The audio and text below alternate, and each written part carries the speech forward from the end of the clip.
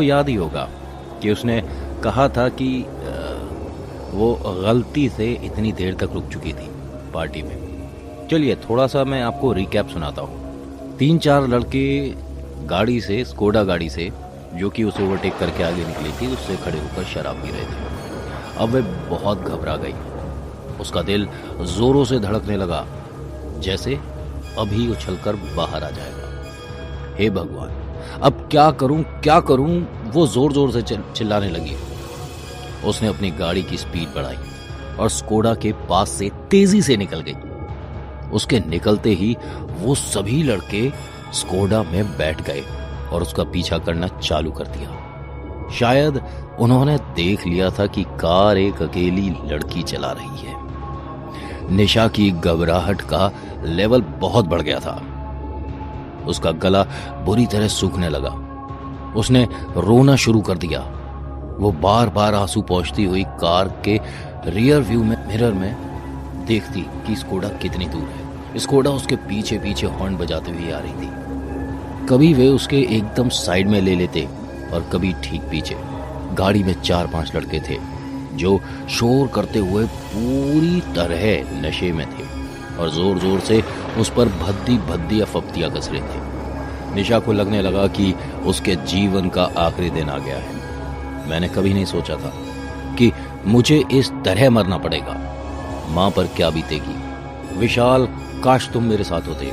वो फवक के रो पड़ी। अरे अब रुक भी जाने मन, एक आवाज जोर से आई। 100 नंबर पर फोन करती हूँ, सोचते हुए निशा ने अपना मोबाइल उठाया। घबराहट में वो हाथ से छूट सीट के नीचे गिर गया। उसने एक हाथ से स्टीयरिंग संभालते हुए मोबाइल को ढूंढने की कोशिश की, पर वो उसकी पहुंच में नहीं आ रहा था। इसे तो रोकना होगा यार, बहुत बल खाकर गाड़ी चला रही है, दूसरे लड़के ने चिल्लाकर कहा। ये नशे में डूबी आवाजें उसके कानों में गरम लावे की तरह घुस रही थी। उसे अपनी चेतना खोती हुई महसूस होने लगी। अचानक लड़कों ने स्कोडा की रफ्तार बढ़ा, निशा की कार को ओवरटेक करते हुए जैसे ही बाईं तरफ मोड़ा, भड़ाक, एक जोरदार आवाज के साथ पुल की रेलिंग तोड़ती हुई स्कोडा मैंग्रोव के जंगलों से भरे दलदल में जा गिरी। निशा ने पूरी ताकत से ब्रेक लगाया। एक झटके से उसकी कार रुक गई। उसकी आंखें फटी की फटी रह गई। वो स्तब्ध थी।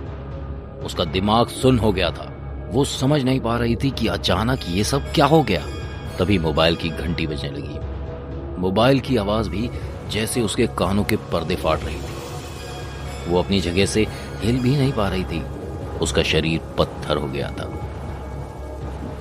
बरसात तेज हो गई थी। 5 मिनट बीत गए और वो अभी तक उसी जगह पर खड़ी थी। मोबाइल 2 बार बज के बंद हो गया। वो चाहकर भी मोबाइल को झुककर ढूंढ नहीं पा रही थी। उसने खुद को संयत करने की कोशिश की और अपनी आदत के मुताबिक कार के रियर व्यू मिरर में देखा तो एक सजी धजी औरत का चेहरा नजर आया। बड़ी काली आंखें, सुर्ख लिपस्टिक और माथे से बहता हुआ खून जो उसके चेहरे के बाएं हिस्से को ढका हुआ था। वो एक झटके से पीछे मुड़ी, पर पीछे कोई नहीं था। उसने गाड़ी पूरी रफ्तार से भगा दी। वो चीखना चाहती थी, पर डर से उसकी आवाज निकलना बंद हो गई। उसके होश फाख्ता हो गए। उसने गाड़ी की लाइट जला ली और डर के मारे दोबारा रियर व्यू मिरर में नहीं देखा। निशा पसीने से तरबतर हो चुकी थी। बदहवास हो 20 मिनट गाड़ी दौड़ाने के बाद वो किसी तरह अपने घर पहुंची। उसने अपनी चाबी से दरवाजा खोला, चुपचाप मां के कमरे में जाकर उनके पास लेट गई। अपने कमरे में जाने की तो उसकी हिम्मत नहीं हो रही थी। मैं कहती थी ना, इतनी रात में उस रास्ते से आना खतरनाक है, पर तू कभी सुनती नहीं। कल रात एक एक्सीडेंट हो गया, सब मारे गए। मां हाथ में चाय और अखबार लिए उसे जगा रही थी। वो एक झटके से उठ बैठी। उसने अखबार छीनकर खबर देखी।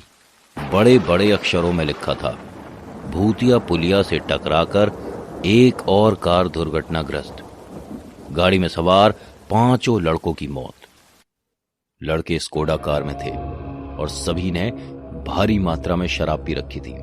पुलिस ने बताया की रफ्तार की वजह से उनका गाड़ी से कंट्रोल खो गया और गाड़ी पुलिया की रेलिंग तोड़ते हुए खाई में गिर गई। पर स्थानीय लोग इसे उस दुल्हन की भटकती आत्मा का कारनामा बता रहे हैं, जो अक्सर देर रात इस जगह के आसपास अक्सर घूमती है और गाड़ियों से लिफ्ट मांगती है।